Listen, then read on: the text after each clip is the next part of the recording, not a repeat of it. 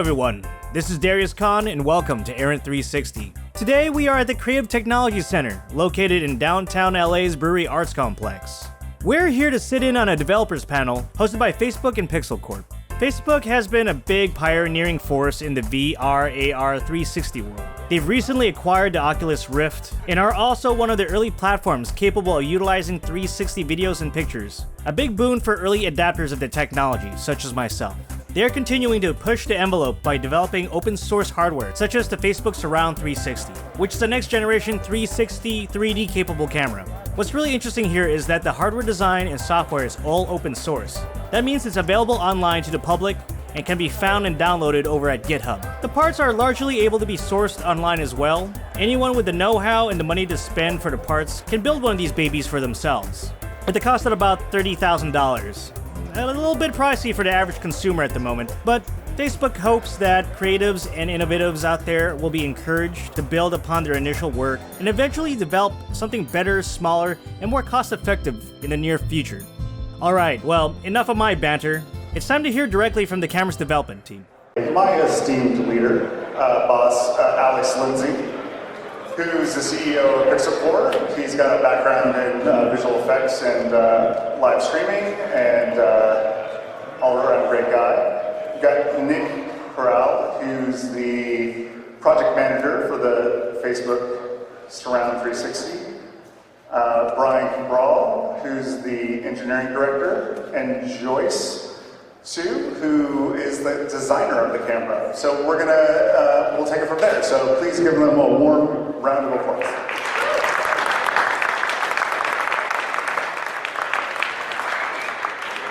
Hi everybody. What we're going to do, of course, is talk a little bit about the camera. If you have any questions, we don't need to wait until the end to ask those questions. So just raise your hand. And do we have mics to pass around, or do we have a mic to pass around?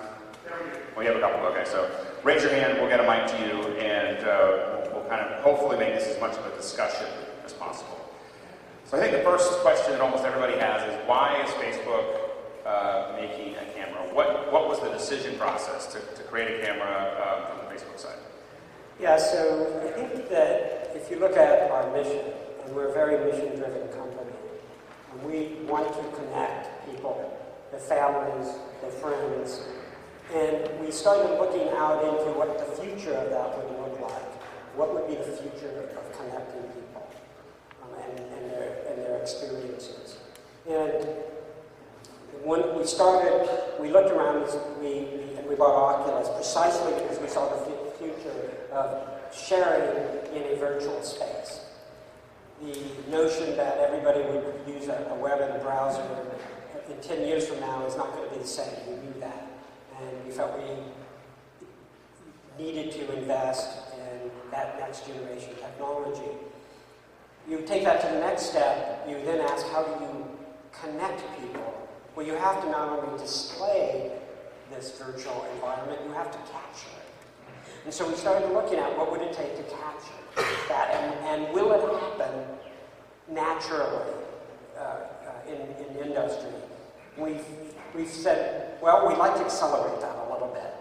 We think it will happen, but we have the means and the technology to accelerate the creation of the technology, the adoption of the technology, and all the workflows and creativity behind it. And we did it by injecting technology like Surround 360. Yeah, if you haven't turned Joe, keep your mic real close. Yeah, no, I was just going to kind of lead into that, like building on what Brian said. If you do think about connecting folks, and colloquially we always kind of say, like, if you want people to understand your experience, walk a mile in my shoes, right? So if you're shooting from the perspective we are, I think that's the kind of most immersive that you can kind of put someone in your shoes.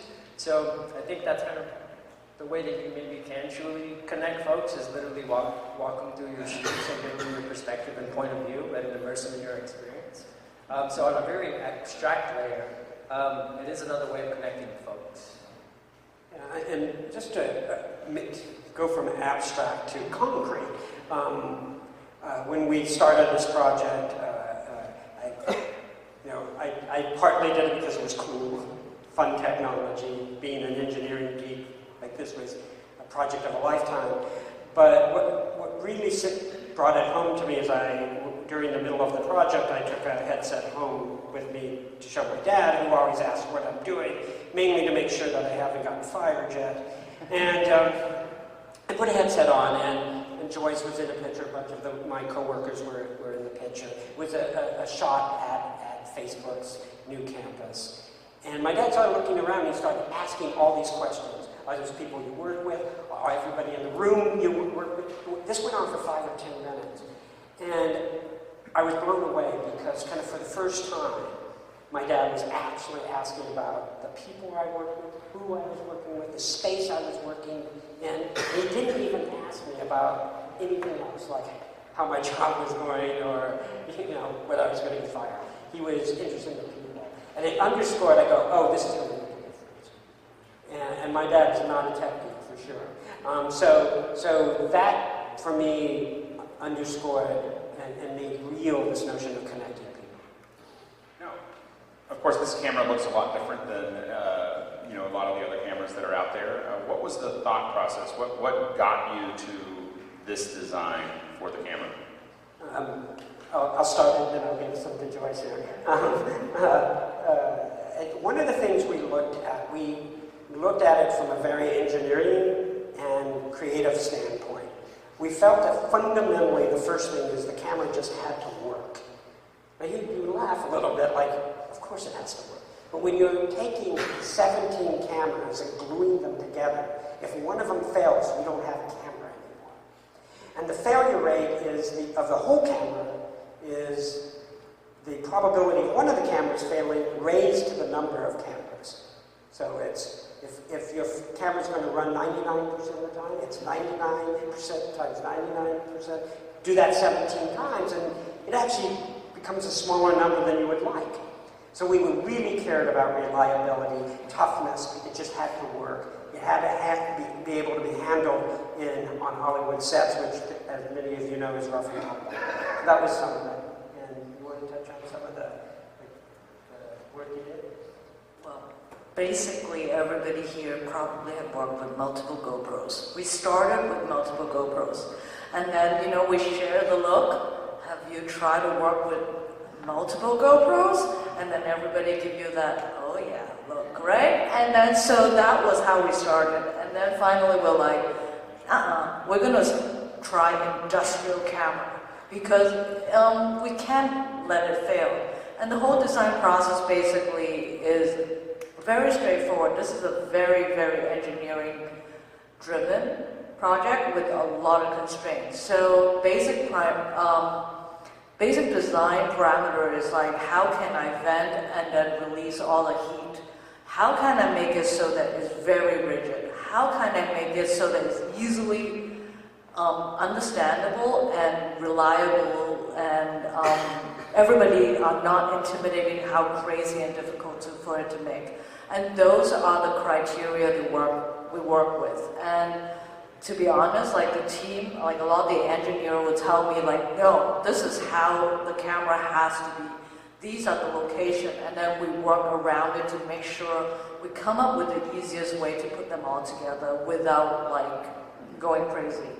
And that was the basic design parameter. And just aluminum is very straightforward because of the acting at heat sink. The entire camera is a heat sink, and we have holes for mounting. That's after we went on location, and all the grip was like, are you kidding me? I need to be able to mount this here, that over there. So we almost went overboard, and I said, I'll give you 50 mounting holes. How's that?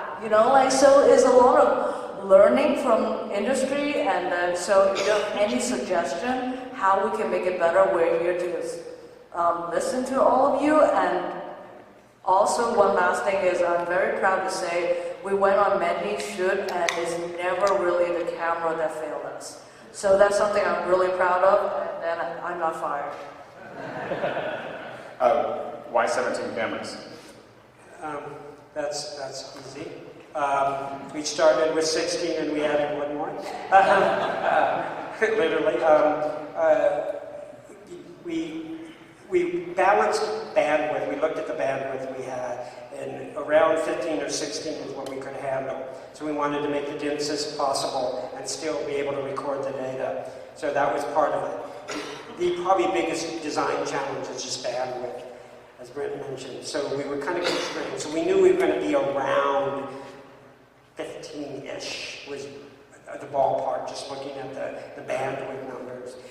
We added an extra camera on the bottom because we started with 16, then we looked and said, gee, if we added 2 at the bottom, we could remove the pole magically in software, and that would be super useful if you just put a tripod there. So in the indomitable Facebook spirit, we said, that'll work, that's a hack, that'll work. And it has, it really has. You can just make the pole disappear. So that's how we came to do this. Now, a lot of the cameras, of course, have a lot less, when the GoPros with 6 cameras and so on and so forth. What are the advantages to having that many cameras for coverage? So that's a great point. We built a reference camera. We chose a number based on a couple of criteria. The lens availability we had, the sensor availability, but by no means is this like the perfect design point. And many people have been working with and trying various variants from 6 to 8 with wider angle lenses, with different resolutions. And our hope when we designed and open sourced this camera was that people would do exactly that. I'm tickled pink every time I see somebody come out with a different variant. And I'm hoping for one that's always better than the one we built. Because the point was we created a starting point, not an ending point with this camera. So by no means do I think we made the perfect choices. We knew we made imperfect choices. And that there would be better choices as new sensors came out, new lenses came out, and that's awesome. So yeah, it's pretty indicative of how Facebook does things in general. It's been there a number of years, and it's always an iterative process, right? Because you don't know, and technology changes from day to day. So the camera would be kind of no different from that iterative process. Well, and it seems like the technology between the lenses, between the sensors, I mean, you're almost going to have to build a camera like an iPhone, like that you have a camera every year or something like that, or a camera every 2 years or something, because it's just not, there's no stability in this market. It does feel like we're really in the Wright brothers kind of part of the curve, not the SR71 part of the curve yet. So now the choice to make it open source was really just to make sure that it was available, that other people basically crowdsourcing iteration. yeah, certainly that was part of it. Also, we made the licensing such that companies could build this, and kind of unencumbered.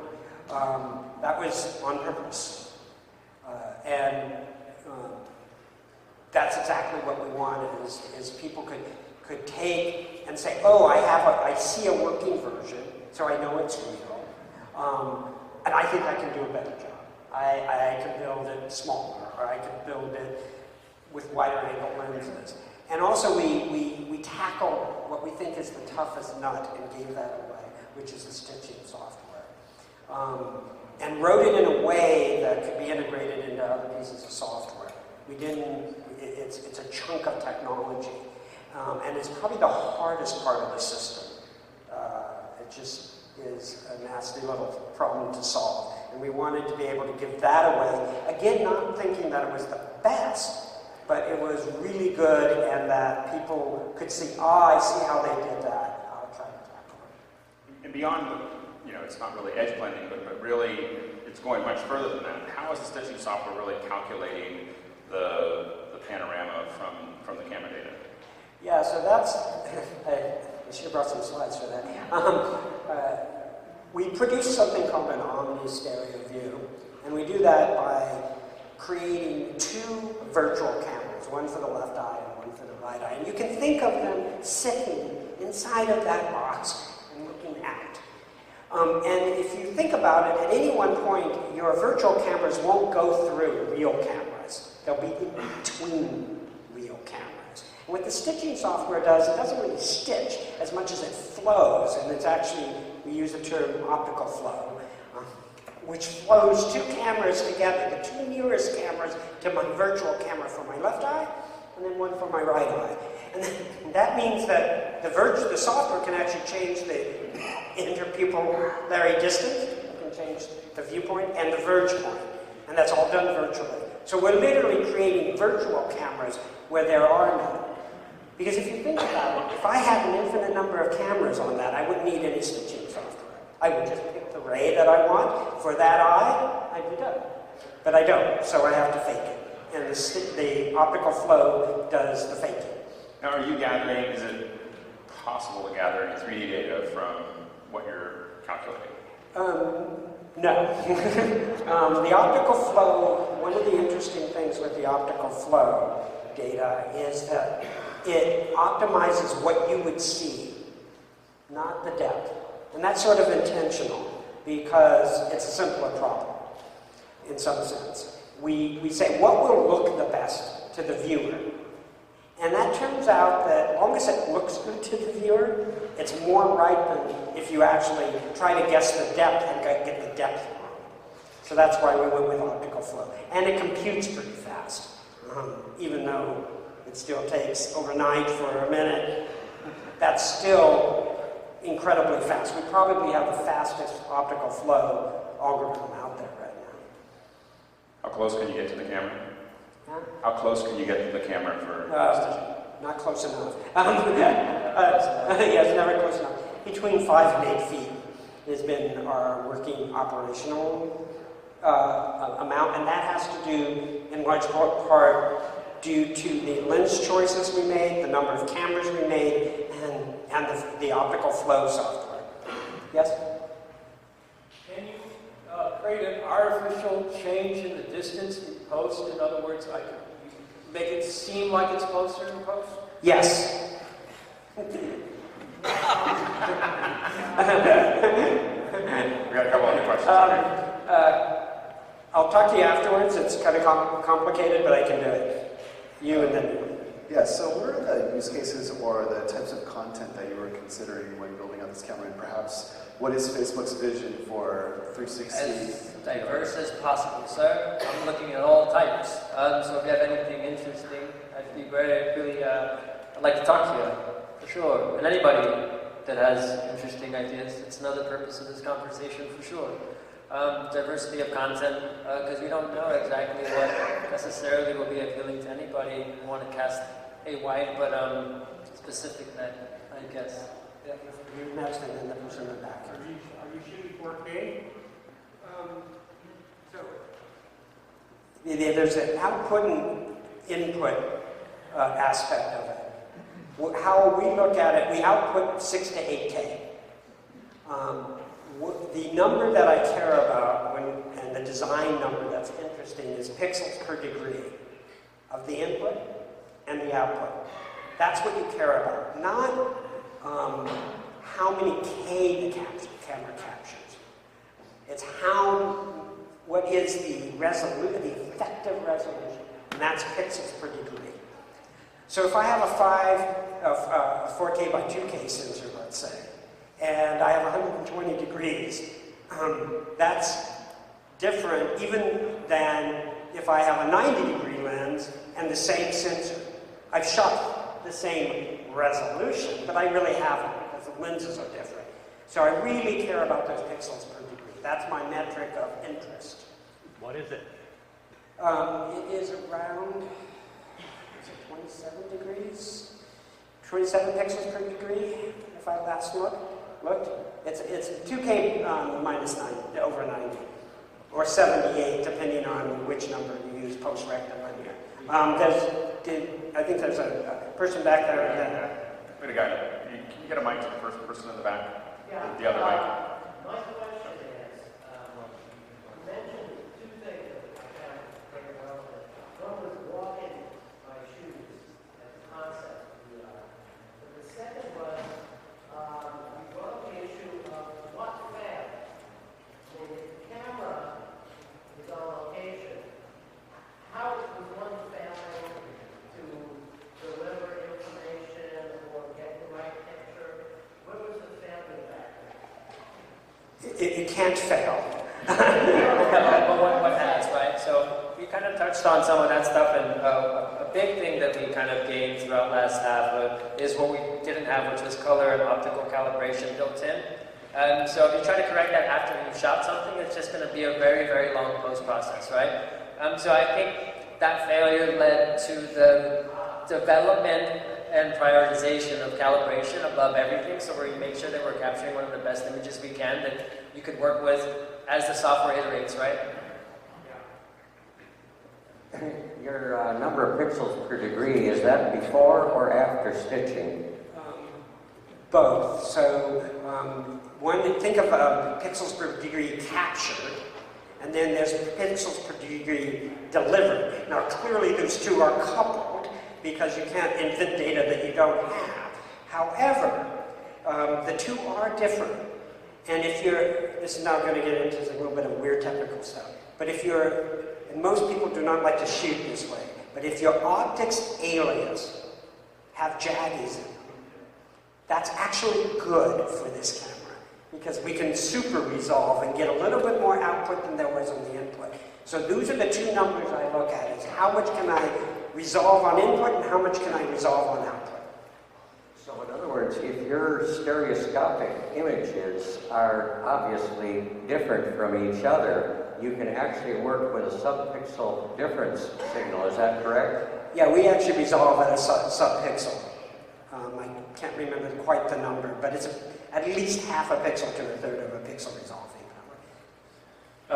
One of the biggest challenges in producing stereoscopic 360 video is in post, if you want to add effects or graphics, because you have to either guess at whatever depth is happening there. Is it, with the software, does it create any sort of any metadata you can have access to, like depth maps or anything that can come out from that to aid in that at all? Yes, and that I would argue is one of the current headaches, is that we do output an optical flow map, so that tells you how we worked one camera into another. In theory, that is editable, but by no tool that exists currently, so that's an issue. That is a huge issue. I would say if I had to pick a pain point, that would be one of mine. Well, and I guess building on that, what other bits of like metadata or output can we get in addition to just the video? So we do know exactly where the cameras were. You could, in theory, stitch them separately with another tool. That asset is there in the manifest, so you could, we give you where the camera was pointed and all the processed images. We also produce intermediate assets, like warp, rectilinear, projected onto a sphere. So in theory, because no one's done this to my knowledge, someone could take those assets and move them into another tool. We would love developers out there to go for it. We allow that. The system's very open, and we know that we don't have the staff, time, and all the good ideas that all of you might have to actually do that. So those are definitely other partnerships that I'm looking for as well. We had a question here, right? Yes, a quick comment and a question. The highest and lowest common denominator on the design that you guys came up with, highest because it's designed and lowest because it satisfies everybody's needs, looks like it was a flying saucer. I think that's interesting. Somewhere in there, there's some truth. Let's see what comes. Truth is out there. Yeah, and with you, on the narrative side, I once saw, I think it was a Facebook-produced deal in Grand Central Station. There was you tried some narrative ideas there. Did that work? And coming back to this fellow's question, can you be more specific about what is working in the Facebook 360 community? What kinds of narratives have you found great success with? Well, you could probably answer the last piece work. Yeah, we'll go backwards. We'll answer the last one, and then Joyce can answer the aesthetics. The Grand Central narrative was a pretty bold experiment in so many different ways, but it was one of many. I'll give you the nexus of the seed of the idea we had. What worked, I think, was the flow and storytelling. Somebody mentioned dollying. There's a great dolly move at the end. I was skeptical that was going to work, and it worked out great. That worked out super well. It also, though, exposed what didn't work were some of the, we thought that people would follow the flow better than they did. You actually have to watch it multiple times to get the full story. Yeah. How many extras were there? 300, 400? 300 or 400 folks, yeah. Well, for me, there was 300 to 400 people. It's shot over 4 days. It was one shot from beginning to the end. So we rehearsed for 3 days before. Yeah, single take.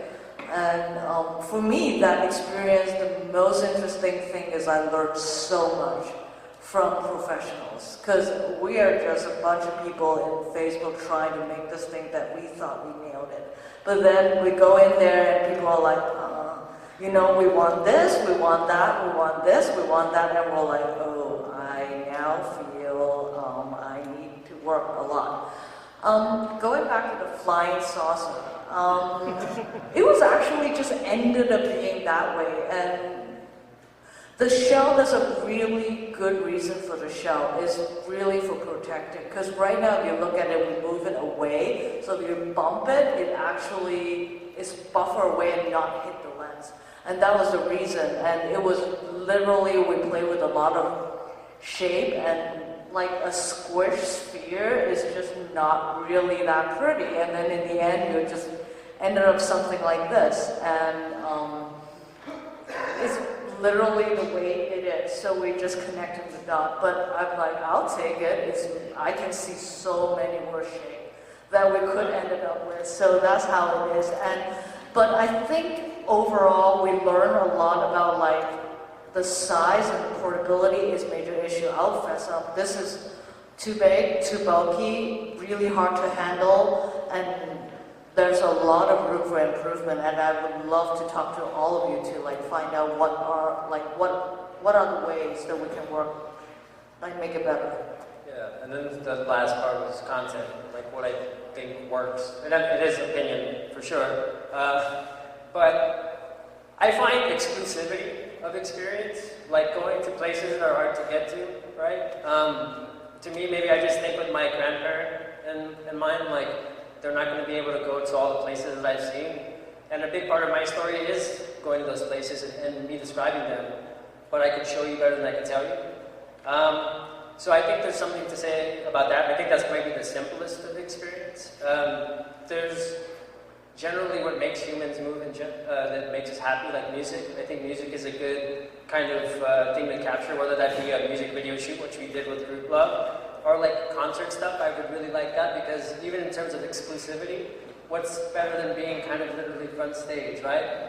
Or even giving them a sneak peek of what it's like to be backstage, which isn't a good audio experience, but nonetheless it gives them a feeling of that I got to have something, an experience that I just wouldn't normally get to have.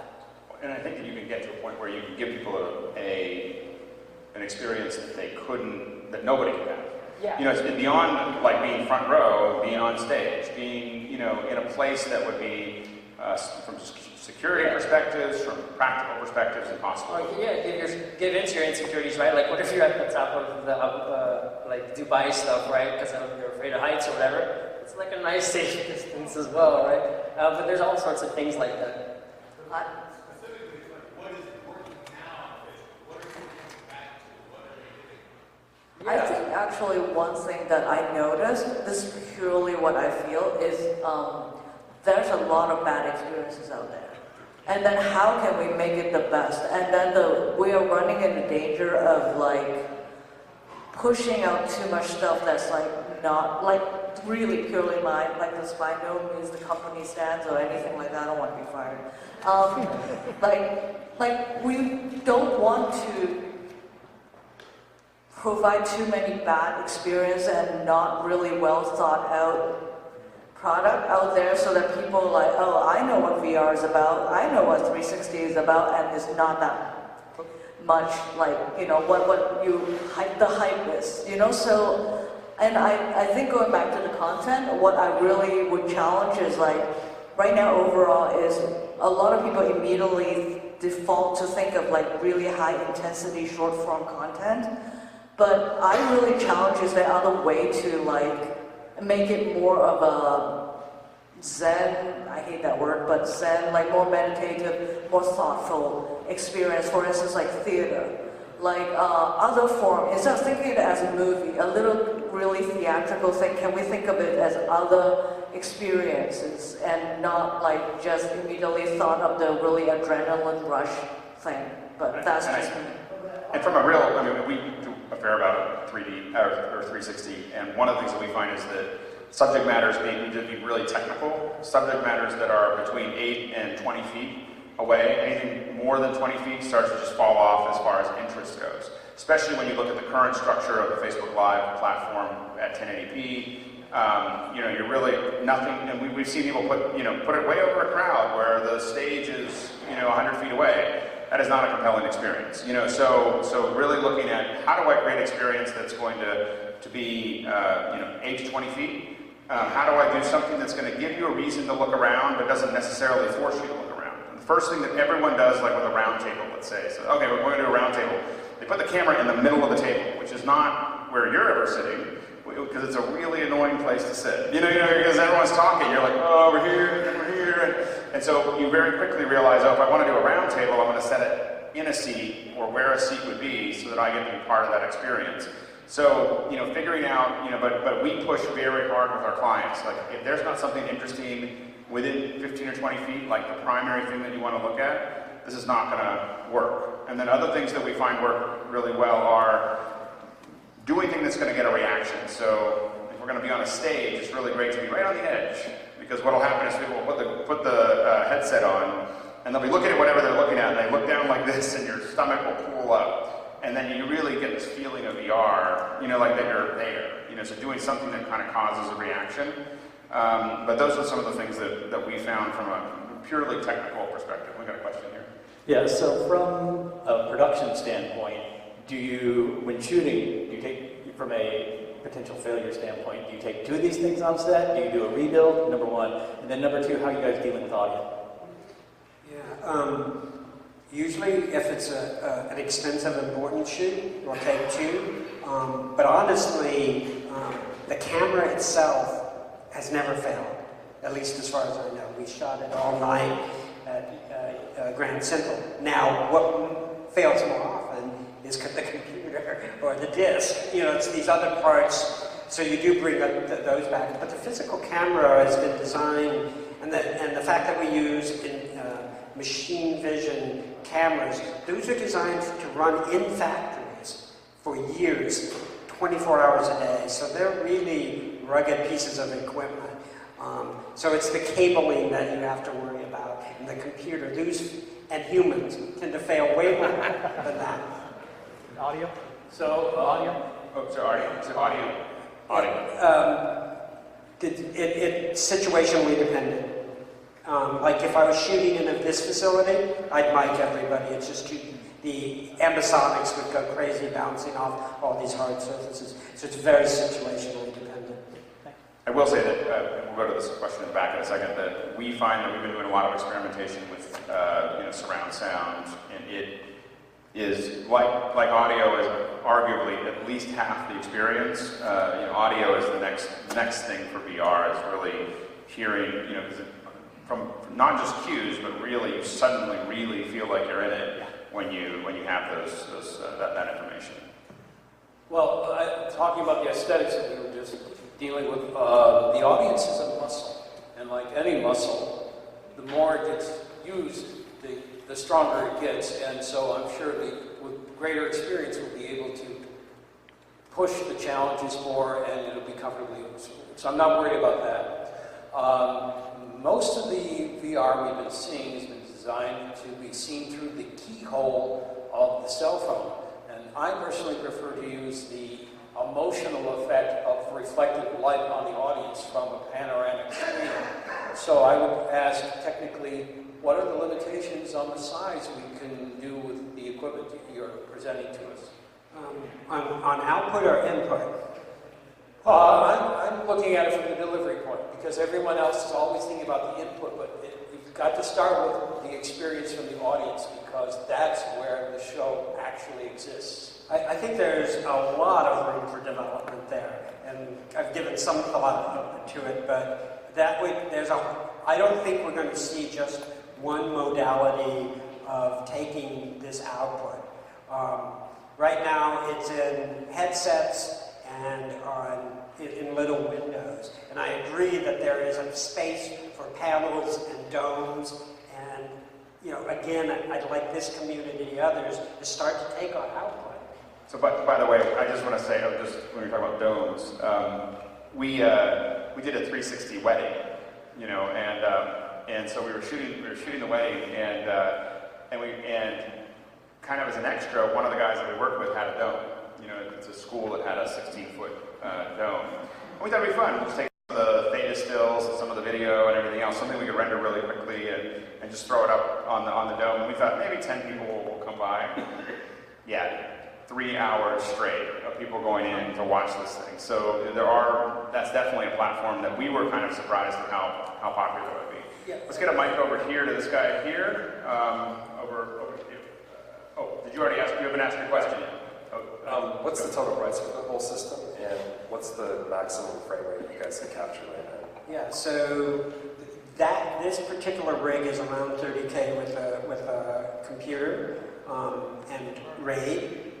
It's a lot because you're buying all these individual components. I expect confidently that the quality will go up and the price will come down as people take all of these components and integrate. It's an integration issue. If we wanted it open, we couldn't over-integrate because then you couldn't get inside. But the only way to make it more inexpensive is to do full integration. You had another question? Oh, the question max frame rate? Oh, max frame rate. 30 because of data rate. The cameras themselves can do 60, and maybe when we get a little bit faster, this will hack the capture software to go faster. Question back. Yeah, the question I have is, I've been working, you know, obviously with an Oculus camera on a virtual reality peace museum, a humanitarian educational approach, where we're trying to recreate period moments in famous peacemakers' lives. But I'm curious about the Grand Central shoot with this camera. How long was the duration that you shot with this? Yeah, so it was 3 minutes and 15 seconds, something. It was over 3 minutes, single take. We did it over 3 nights when the place was closed. So we had about 2 hours to shoot. We started at a specific time and we had to be out of there so they could clean the place, which was an epic experience in and of itself. And it was a challenging space to shoot in. It's very large, if you've been there. It's also very dark. It's a very dark space, darker than I had anticipated. So it was a pretty challenging place to shoot, but it was we did these series of three takes, and it was very well produced and directed. We had to really do a lot of planning. There was probably at least a week of practice that I was involved in, but the producers and directors were, to stage all the flow in the scene. That was all very theatrically orchestrated. A question over here. Yeah, hi. Engineering question. It's a marvelous looking piece of equipment. Besides that housing design, I was curious, what's the ratio of off-the-shelf parts versus things you had to custom build or manufacture? And are there any areas where you're looking for improvement? I see the large bundle of cables, for instance. Are you looking to make your own new cable design or anything like that? So the only custom part, and we give you the CAD design for that, is the plates that sandwich the cameras together. That's custom. And the lens hood, because I think Sonics now makes a C-mounted. We asked them, it took them.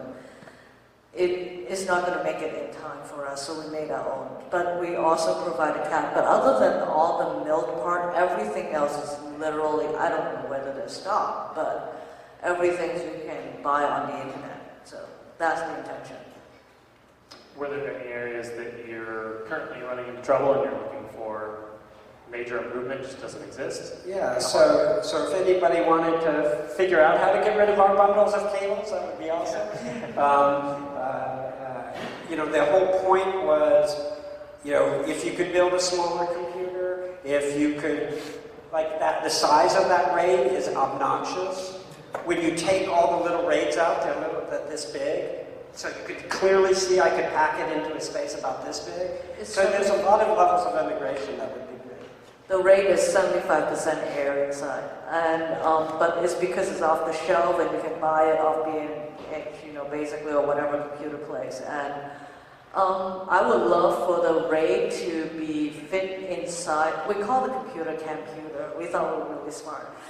So, you know, we want to fit the RAID inside of the computer, and I think the breakout box can be miniaturized quite a bit, because these are off-the-shelf backplane and all the stuff that is unnecessarily large. I mean, the power supply is just for GPU support, so we do not use most of, like we're not using most of the power coming from the box, and there's a lot of things that can be miniaturized. Like I think we can easily cut it in half, the weight and the bulk. Question up here. Hi guys. I have a multi-pronged question. With Facebook really having a lot of interest in Facebook Live and the delivery content in that platform, does Facebook have a vested interest in creating a more modular system like you're talking about to, I guess, give to the consumers a way to also contribute to the narrative and the content backstage, deliverable 360 content? Is that something that you guys are actively pursuing to create a modular content besides coming out into meetups and asking individuals like us inside? And in piggybacking with that, if that is a direction that Facebook wants to go, and it kind of goes back to what you guys talked about earlier about having an actual directive to the narrative, not just having everybody have access to new Facebook VR 360 experience. You want to be very, you want to cull the awesome cream of the crop experiences. And that's the multi-pronged question. Does Facebook have a vested interest in creating a modular piece of hardware? And is that vested interest very specified to people who would actually use that? I can give you the short answer. Yes, we have a vested interest. The form that will take is in part driven by your input, because the question becomes, where do you put the modularity? Where are the boundaries of the modularity? And that's largely a use and workflow and design issue. And we'd actually like to hear from you where you'd like those boundaries. But do we have a vested interest, and will we continue to invest in it? You bet, yeah. Other questions? You can just pass that mic over here. Other questions? Can someone else raise your hand so I can track the mic? There we go. So the camera, if you're in the field and something fails, can you pop the lid and make things hot swappable? I mean, Yes, I've done it. It's not fun, but it's doable. Yes, I've swapped cameras in the field while everybody's staring at me. It wasn't fun, but doable. Let's call it Luke's warm swappable, because they're already screwed in and stuff like that. There's some. Okay. And it wasn't a failure. It was to order got mistaken. I just don't want to contradict myself. It wasn't a failure. It was a misnumber. Do you have to recalibrate things? So that's a great question. So one of the things we recently developed, and it's just kind of in pieces rolling out on GitHub right now, is in the field calibration with no calibration charts. Precisely because you get on site and you want to know what that camera looked like before it's shot, you're dead in and shooting. So we came up with a scheme where we can, as long as you have enough features in the scene, meaning it's not all blue sky, we can do a bunch of math to figure out where the cameras are. So strictly speaking, yes, and it was important enough for us to do something about it. Can the spares be pre-calibrated? So halfway. The color calibration can be done separately, but not the spatial geometric calibration, which is a function of where it sits in the rig. one of the design things that Joyce did a fabulous job on was the rigidity of the rig.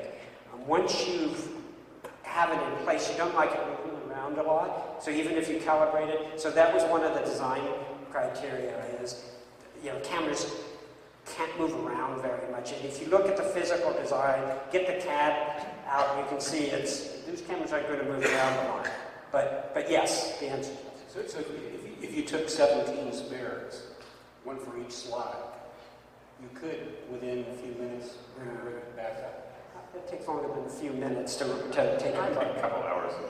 Yeah. Putting it back together depends on how much practice you have. I'm down to a science. I know exactly which tool and what, and I think Nick and I did it, like we swapped the lens basically. I calculated roughly 60-some screws in the top. And so it was like an hour or so, and then we swapped, but with some extra hands, we were on set, so the times we've had to do that is because it wasn't put together right, not because it failed per se. So another question over here. Yeah, so let's say you wanted to capture surround audio at the point of the camera. Is there a practical way or a way of doing that, or a mic that works, or where would you put the mic? There's blind spot in the top. If you take the shelf off between the top camera and the side camera, there's a big triangular space that we've done a sonic mic test internally, and it works. And I will let Ryan talk about other. There is a fairly big blind spot right between the top part where the top shell is. You take the top shell off, and you can put mics in there that won't be visible optically, and they'll be far enough away from all the hardware so that it doesn't cause too many sound problems about bouncing sound. We have tested that. Other questions?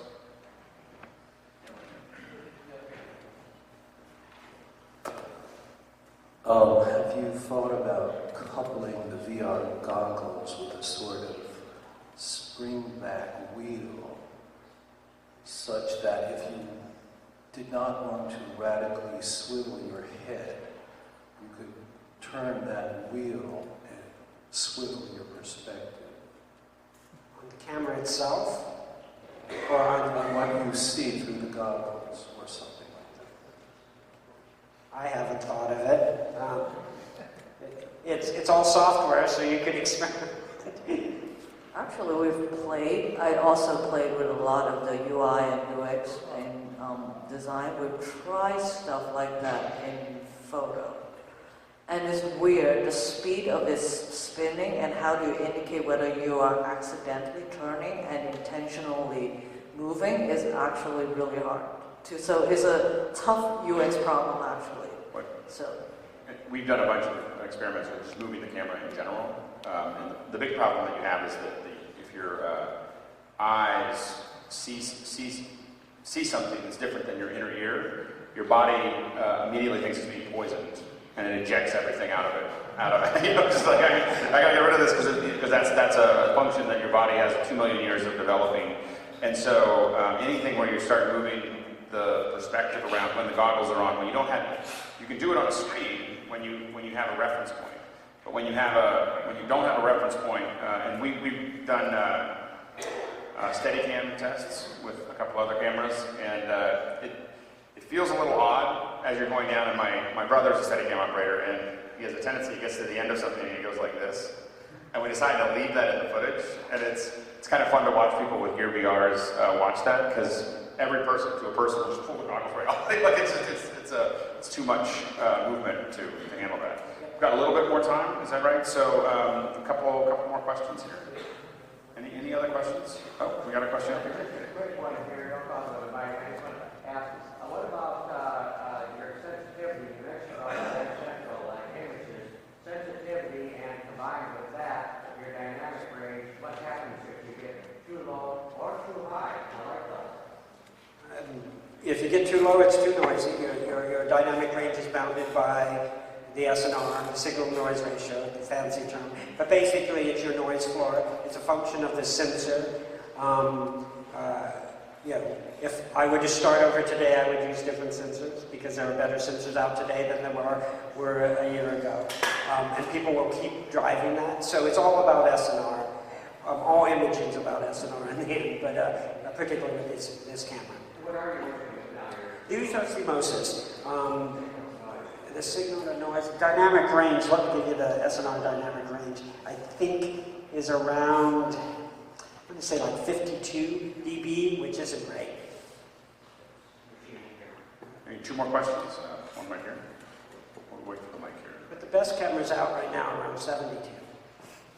How, with the software, how much rewriting or retooling is necessary when you change, for instance, the lenses on all the cameras or the geometry, how far apart the cameras are if it was a wider circle? So the software, as long as it's a ring design with cameras pointing up and down in a ring, you can have basically any number and any field of view as long as there's enough overlap so that you can do the reconstruction.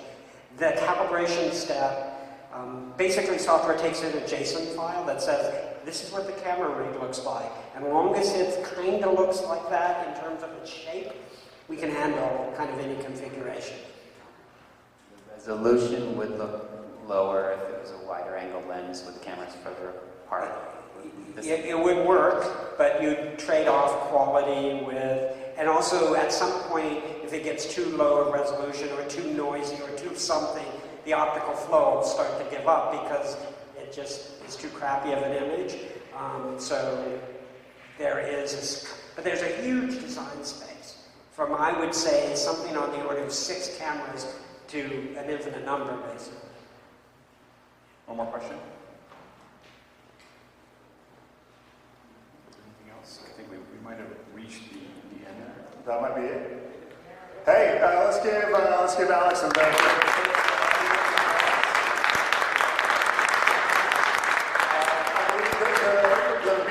Well, that's all the time we have for today, but before I leave you, a quick update. By the time of this posting, there will be 2 new models of the 360 surround camera in production. I've included a comparison here for convenience. Pretty cool, huh? Technology is amazing. Anyways, I wanted to thank all the people out there on the internet who stumbled across my channel in the last few months.